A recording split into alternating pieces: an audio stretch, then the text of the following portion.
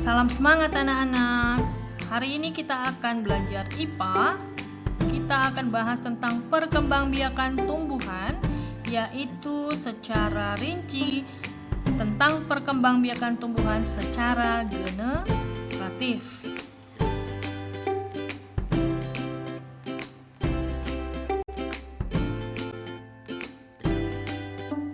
Oke, sekarang simak baik-baik video pembelajaran berikut agar nanti kamu paham apa itu perkembangbiakan secara generatif. Oke, kita langsung aja. Perkembangbiakan tumbuhan secara garis besar dibagi menjadi dua.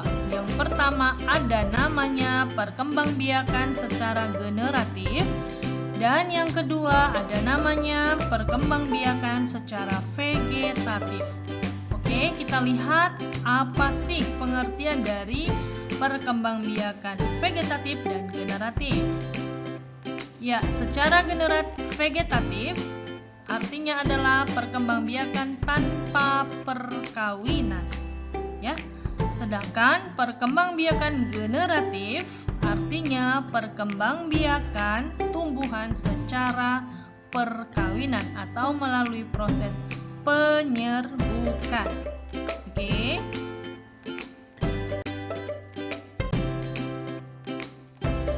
Sekarang kita bahas secara rinci dalam video yang hari ini adalah perkembangbiakan secara generatif. Oke, nanti secara vegetatif kita lanjutkan di video berikutnya. Nah, alat perkembangbiakan secara generatif itu adalah bunga. Nah, anak-anak sekalian, jadi salah satu ciri-ciri perkembangbiakan tumbuhan yang menggunakan generatif adalah ditandai dengan adanya bunga, ya, adanya bunga. Jadi kalau ada bunga, berarti kemungkinan besar dia akan melakukan perkembangbiakan secara generatif, ya, atau melalui perkawinan, atau pada bunga itu disebut dengan penyerbukan. Kita perhatikan terlebih dahulu bagian-bagian bunga ini. Ya, ini kemungkinan besar kamu sudah pernah belajar di kelas sebelumnya. Ya, jadi kita ulang kembali. Ini bagian-bagian bunga, kamu perhatikan. Yang ibu tunjuk ini namanya kepala putik. Sedangkan ini namanya tangkai putik. Nah, yang ini namanya bakal buah. Yang di dalam bakal buah ini ada terlihat seperti biji-biji, itu namanya adalah bakal biji. Nah, anak-anak sekalian, bagian yang panjang ini, putik dan tangkai putik, ini adalah alat kelamin betina, ya. Kepala putik itu adalah alat kelamin betina. Nah, yang ini namanya kepala sari, ini namanya tangkai sari. Nah, ini adalah alat kelamin jantan. Oke, sedangkan yang berwarna cantik dan indah ini namanya adalah mahkota bunga. Ya. Yang ini namanya kelopak bunga yang berwarna hijau di dasarnya itu namanya kelopak bunga. Nah, ini tangkai bunga. Oke. Yang perlu kamu ingat kembali pada bagian bunga ini karena kita belajar perkembangbiakan generatif. Berarti yang perlu diingat itu yang dua ini, kepala putik alat kelamin betina, kepala sari atau serbuk sari alat kelamin jantan. Oke.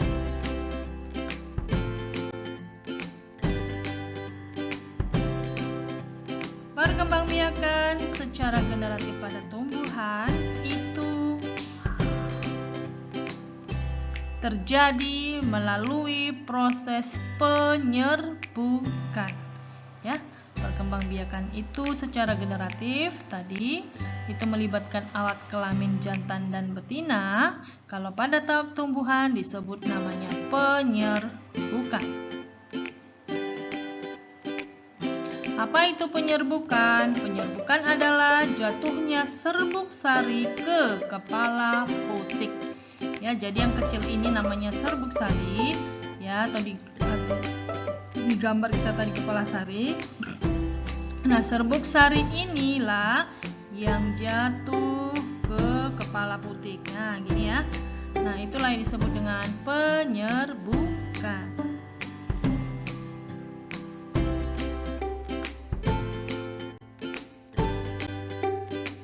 Nah, kita mau lihat macam-macam penyerbukan. Oke, ada 4 jenis. Yang pertama namanya penyerbukan silang atau alogami, penyerbukan sendiri atau autogami, penyerbukan tetangga atau disebut dengan geinomi, dan yang terakhir namanya penyerbukan baster. Oke, anak-anak sekalian, kita lihat apa sih yang dimaksud dari keempat penyerbukan ini. Yuk kita lihat aja sama-sama ya. Yang pertama analogami, alogami atau penyerbukan silang. Ya, yaitu terjadi pada bunga yang serbuk sarinya jatuh ke kepala putik bunga lain yang berbeda pohon tetapi masih satu jenis. Oke, paham ya? Jadi alogami itu atau penyerbukan silang itu serbuk sarinya jatuh ke kepala putik bunga lain yang berbeda pohon tapi masih satu jenis. Oke. Sedangkan penyerbukan sendiri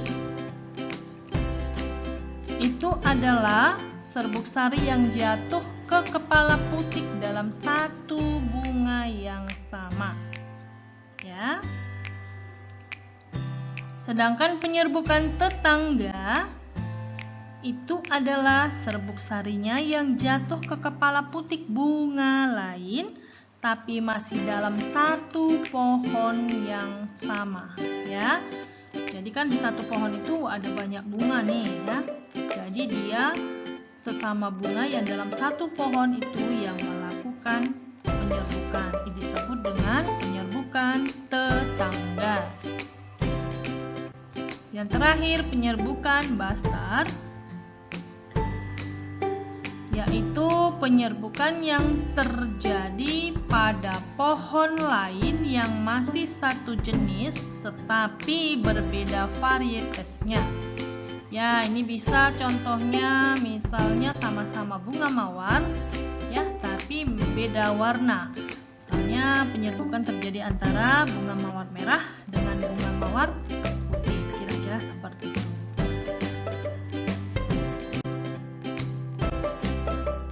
Oke anak-anak, sekarang kita lanjutkan pengantara penyerbukan ya. Maksudnya apa sih yang bisa melakukan atau mensukseskan terjadinya penyerbukan? Ya, itu juga ada dibagi menjadi 4. Yang pertama dengan bantuan hewan, yang kedua dengan bantuan manusia, yang ketiga dengan bantuan angin, yang keempat dengan bantuan air. Oke, kita lihat sama-sama. Dengan bantuan hewan, contohnya kupu-kupu pada gambar yang ditampilkan. Tapi bukan kupu-kupu saja ya, ada beberapa jenis hewan yang bisa membantu penyerbukan. Misalnya seperti lebah, kelelawar, siput, dan burung. Nah, penyerbukan dengan bantuan manusia. Jadi penyerbukan dengan bantuan manusia, manusia sendiri yang membantukan penyerbukan itu terjadi. Ini ada pada tumbuhan salak atau vanili. Mengapa bisa demikian? Karena tanaman itu sendiri sulit untuk melakukan penyerbukan secara alami. Nah, yang ketiga dengan bantuan angin. Nah, kenapa bisa dengan bantuan angin? Ini biasanya terjadi pada tumbuhan yang bunganya tidak berwarna, juga tidak berbau, dan dia tidak memiliki kelenjar madu. Ya, sehingga hewan-hewan tidak mau hinggap di situ yang membantu penyerbukan. Jadi penyerbukannya itu terjadi dengan bantuan angin. Contoh tumbuhannya adalah padi.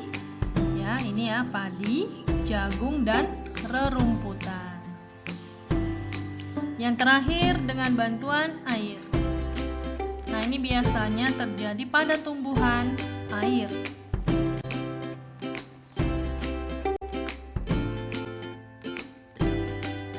Nah, sekarang kita bahas bagaimana sih proses perkembangbiakan secara generatif. Oke, anak-anak, itu berarti dimulai dari sini ya. Dimulai dari kepala putik dengan serbuk sari. Nah, pertama jatuhnya serbuk sari di kepala putik ya. Kemudian bertemunya sel telur dengan serbuk sari ya, terjadilah pembuahan, yaitu biji dan buah berkembang, kemudian tumbuh menjadi biji yang berkecambah, kemudian menjadi tumbuhan muda, kemudian jadilah tumbuhan dewasa. Nah, setelah dewasa lalu berbunga kembali, terjadi lagi penyerbukan ya, begitu seterusnya. Inilah proses perkembangbiakan secara generatif pada tumbuhan.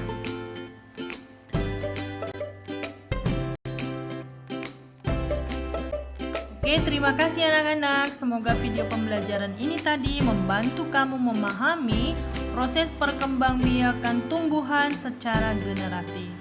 Oke, selamat belajar. Salam semangat.